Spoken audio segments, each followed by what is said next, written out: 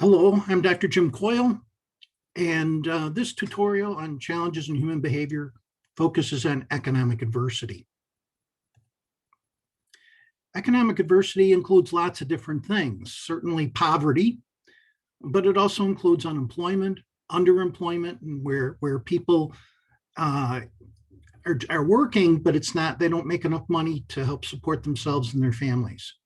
This is related to wage inequality, which is the increasing difference between those with high income and those with low income. Lack of community resources, such as affordable housing, accessible recreation, supermarkets, stores for household items, the poor financial knowledge and skills that people may have, as well as catastrophic financial events, such as a fire in the house or medical emergency or some type of natural catastrophe. When we look at poverty in Canada and we look at government statistics, they pretty much show the poverty rate has been going down over the past few years. While if you look at poverty advocacy sites, they'll talk about specific populations in which poverty is still problematic. This particular chart balances those two. On the bottom, it suggests that for all people between 2015 and 2018, the rates of poverty did decrease. For the next category from the bottom is the elderly who are not an economic family. In other words, they don't live with multiple family members who are all earning income. And their poverty level is a little bit more, but not really significantly more, which may be related to Canada Pension, old age assistance.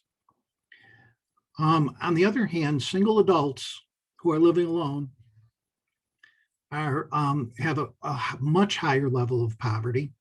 And from the topmost category, we see that children living in female lone parent families have also a higher level of poverty.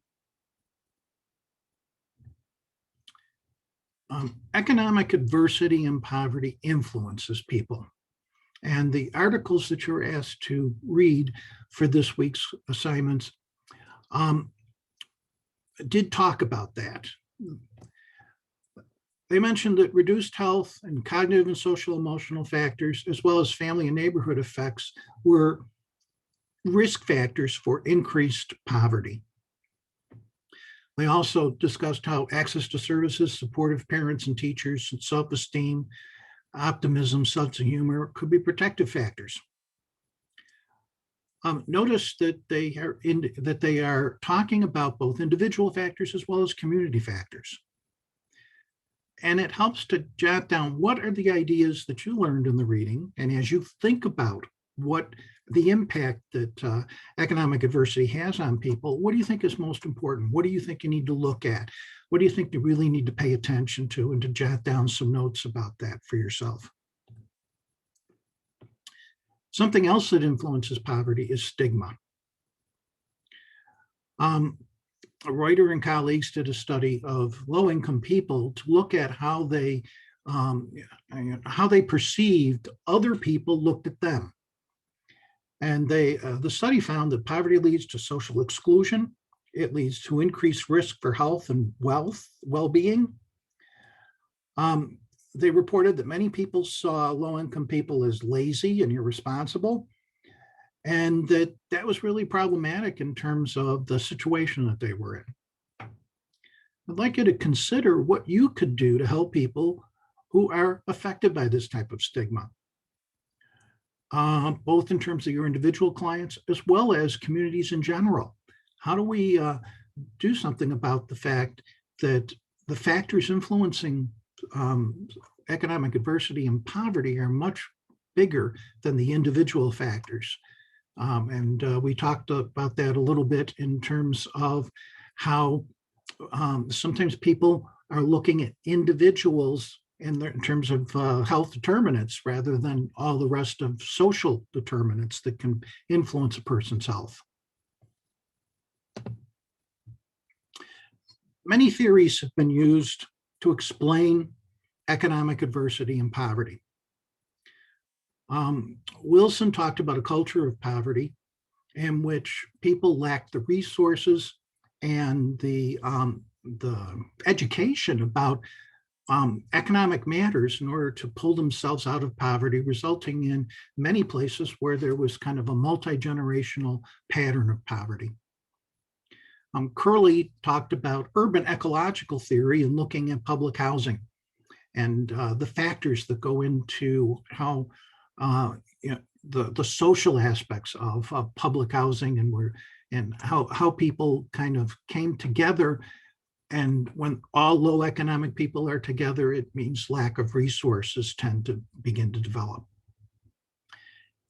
The family stress model was presented by Wadsworth in research about the impact of poverty on families. The feminization of poverty was something that was talked about to a great extent a number of years ago. More recently, Chant has suggested that feminization as a process doesn't automatically link up with statistics about women who are experiencing poverty, and that particular theoretical perspective needs to be, you need to look at it a little bit differently in order to see it as predictive of poverty rates. Finally, social capital is an economic and social theoretical basis that talks about those factors about how poverty is a part of a broad social aspect and economic aspects, and how that impacts individuals as opposed to how individuals impact society.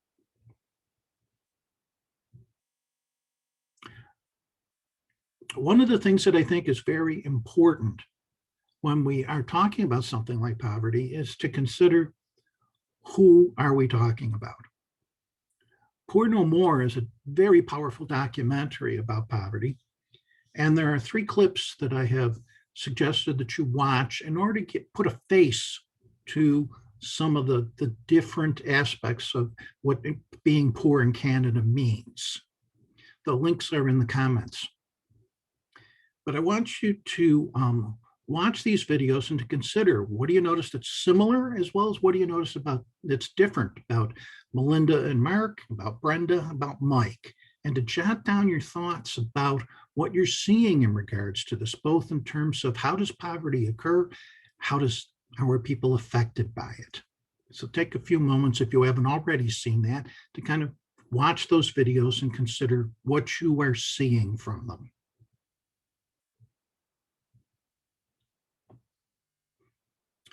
In terms of pulling all this together, consider non-personal examples of economic adversity that you have seen in your life, particularly in your professional experiences, from your reading, from the videos, and consider, okay, what influences that? Where do they come from? What happens? How do they impact people? And what can we do to help people overcome economic adversity? And begin to kind of, as you are thinking about what would you do in terms of help clients with this, jot down some things that you think will be helpful for you to use with clients that you are hearing about different economic adversities that are affecting them. As we have done in the past, saving your notes, we're going to do an in-class assignment in which you choose one of the people from the video, either Melinda and Mark or Brenda or Mike. And as your group focuses on them, to assess the risk and protective factors that you see in those particular family situations.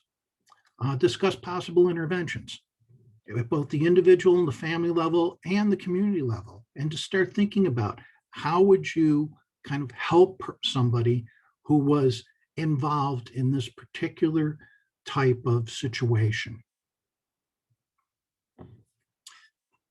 Okay, finally, as I've suggested, it helps to take a look at what you've learned in terms of this tutorial, in terms of the readings, in terms of the videos, and what do you want to bring back to talk about more in class?